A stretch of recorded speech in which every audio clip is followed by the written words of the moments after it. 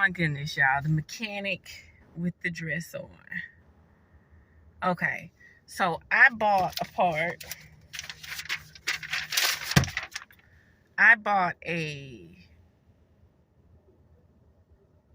it say non-refundable. And it only had 2 little prongs on it, $300 part. The man was like, "You're not gonna let us put it on?" Hell no. YouTube streets, okay? My arms and shoulders are so tired, y'all. I gotta start exercising. It said that my evaporator emission control system switching valve performance was open or stuck. Now, let me show you. This shit was like 4 feet long, okay? It had a plug and some holes you could blow all the way through it. But on the other end of the hole, it had an open and close valve, and you had to hook electricity up to it. I'm going to link the link in the description. So it's the p2450 on a Ford F150 for a 2015, okay? The guy whose video I looked at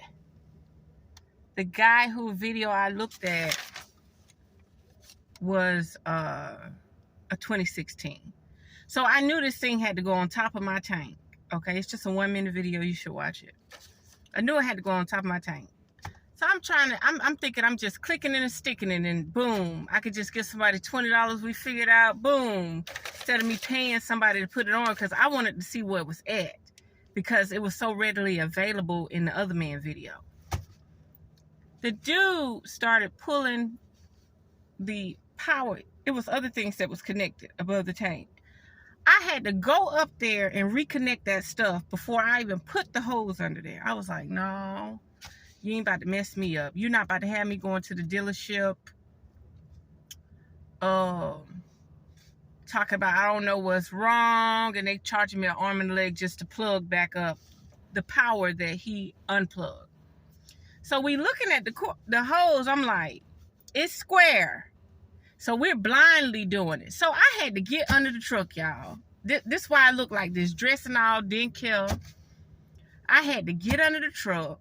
I said, just pull the whole hose out. We're not doing this no more. I found the thing. I disconnected it. It's 3 parts you had to disconnect. I disconnected that part. But I was too weak to pull it out of the clamps. The clamps, you could push them back like that and it'll just pop up. Shoulders just shot, y'all. Shoulders so shot, I got up kind of dizzy. It was like 90 some degrees. So I got it sitting on top. But it ain't going nowhere because these suction cup hoses that it go in, it snaps. It snaps at both ends. It ain't going nowhere because it's sitting flat on top of the fuel tank. But I was just so upset because, first of all, he started taking the loose things that had nothing to do with it. It was other lines running. So I found the exact line and used my little telepathy memory and felt. I said, oh, this is it. They're the power part. They're the hose part. So I unclipped them. But I could not pull it up out of them clamps. You know, I was doing this on my back. And you have to reach your arm above the tank, and we had to drop the tank about 1 inch just so we could move. And then it's 97 degrees, the bed hot, so every time my elbow went up, the bed of the truck burning my elbow, and I'm like, ouch, and I'm bumping like this, ouch, and I'm like, but I did it, y'all. I did it. I did. The way I see it is, if I could see it online and I could get to it and I got the tools for it, I'm going to learn how to do it, because I don't want to be that person. Oh, girl, I just got my truck out the shop. No. I'm the one, like, if I could diagnose it myself and I know what it is, I'm going to do it. Oh, so yeah, that is the evaporated emission control system switching valve performance or stuff. You don't have to take the other long 4-foot or 3-foot hose out of the clamps if you can't get to it. You could just unclamp it. I mean, take the power off, take the 2 hoses off at both ends, and run it through and just assemble it. It ain't going nowhere. It ain't going nowhere because the tank is 5 feet long. But another thing, so the side effects of my truck because of this part. So if you have any electrical problems,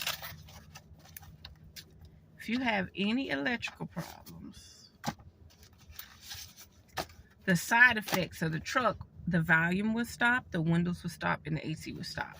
No matter what electrical problem you got. You can have a light out, a LED light out, and if it ain't getting no circuit, no power, you messed up. Okay, let me look up fuses real quick. So I've been trying to get the blessing of the relay that I needed to change, right? Because for about 6 months, I was able to drive with that engine light on, right? I didn't even care about nothing until I couldn't use my AC. I'm just being honest. I didn't have time. It wasn't even about the money. Like, everybody blow money. Fuses, 287. Okay, everybody blow money. You know what I mean? So it wasn't about the money. I just didn't want to deal with it. I just didn't want to build. I'd rather just go blow my money somewhere else. But when my AC went out, I had to go run the scan on my truck, and it told me what was open, so I replaced the part. The part was $330. Okay, so it was slot number 75.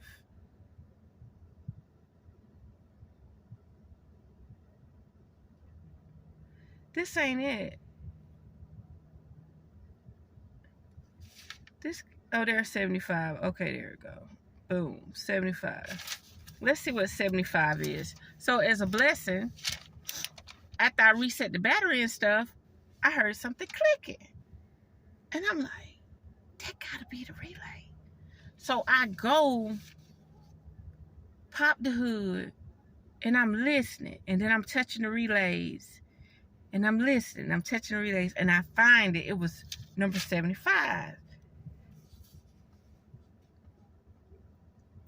What the fuck? Y'all, it say number 75 is the horn relay. My horn worked. But the horn relay was clicking.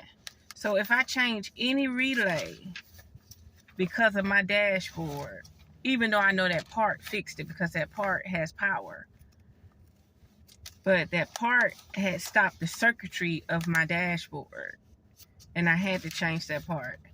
And I wanted to do it myself because I seen the guy online do it, not knowing that I had to drop the tank 2 inches to put my arm up there.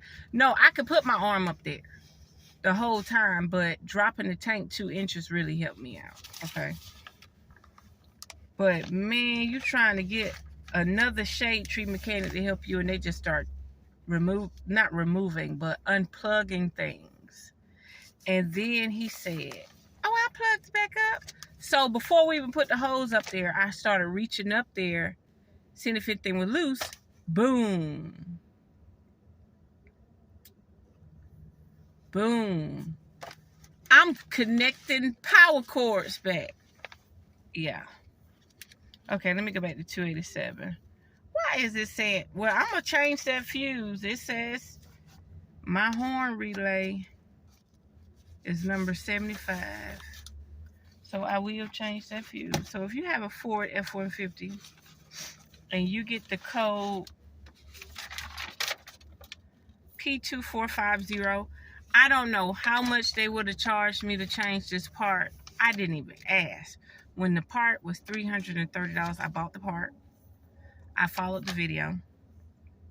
And I just did it.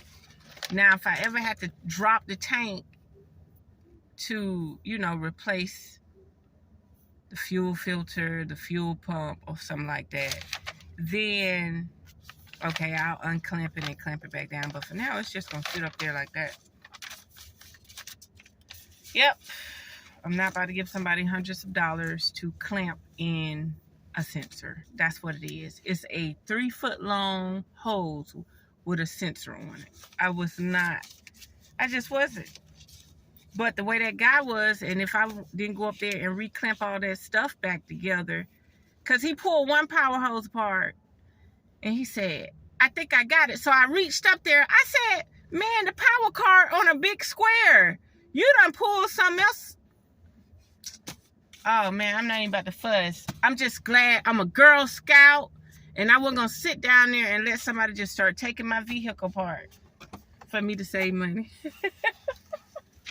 But it was funny, because I gave him $25. He did good, though, because I had to jump my truck off. My battery was at 8% or 8.0. And I'm trying to jump it off with the little suitcase, so I went and got the big jumper, right? And, you know, it's the jump start. And what I was about to say. So I'm about to jump start it. The little suitcase ain't jumping it, okay? But the screen came back on, but the little jump start ain't jumping it. So he put my big red jump start with it and my neighbor little suitcase jump start with it. I said, you got both of them plugged up at the same time on the battery. He said, and now go crank it up, and it crunked right up. I was like, well, he may was gonna fuck me up, but at the same time, that's what I'm there for. I'm there to navigate the ship, okay? Sometimes you got to navigate your own ship.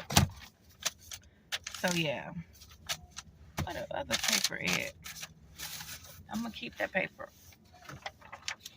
It is the evap system switching valve performance stuck open. And once you watch that video, I'm gonna link that video. Yo. And I'm glad I was able to save money. I'm just waiting on this code to leave off the screen. I might have to drive out 200 miles for the code to leave off the screen. And I'll do that. I thought they could reset the codes, but no, I should have took the battery off before I went under there hooking that thing up. But it was simple, and because the tank is so long, the hose just sits on top. It ain't going nowhere. But I sure appreciate it. I wanted to video it, but I like to video everything. And if you should check on your relay for number 17. So yeah, so the whole subject is my volume, my radio quit working, my AC quit working, and we don't have that problem now. All that quit working. My windows quit working. I could not roll down my windows. Imagine being in the heat and all you could do is roll down the back windows and you ain't got no AC. So all I'm saying is when your power stops, your radio, your AC, your windows, you have an electrical problem. Something done went out. A fuse. It ain't a relay. It's something that went out. Another thing, that piece that I put on had two little thin prongs. So I'm already crying inside my heart like, whatever you do, click the piece in properly so you won't break the prongs. Because the paperwork literally said,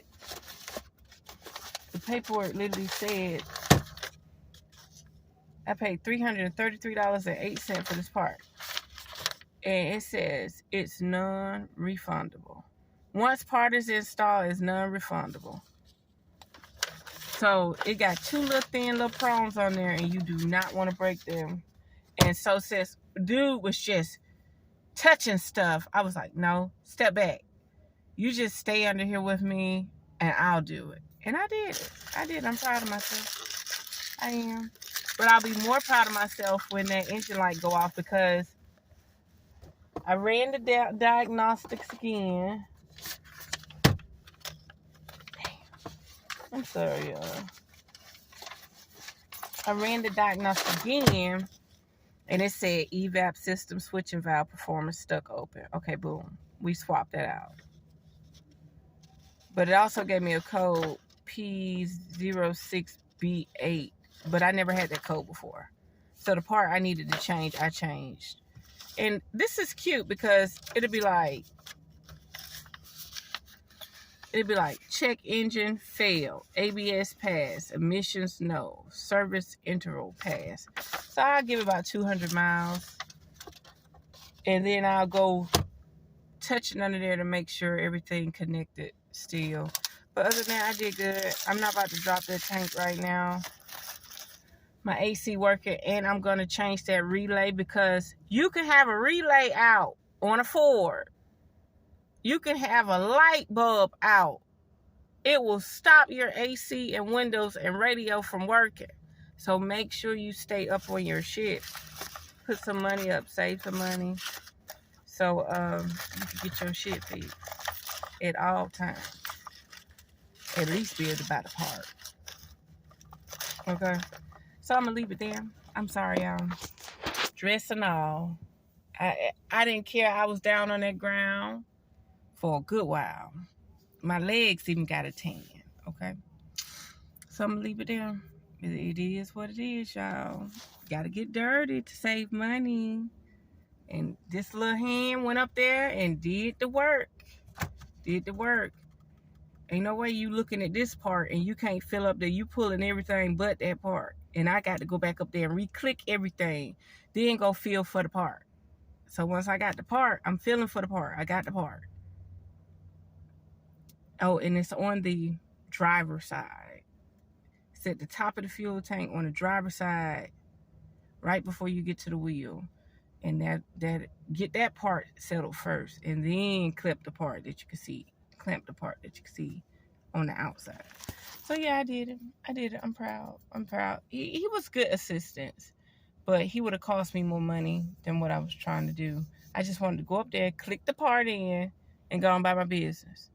I didn't want to go through all these drastic changes of where I had to go to the dealership or anything. So there we have it. Unearth the magic. The truth will definitely set you free.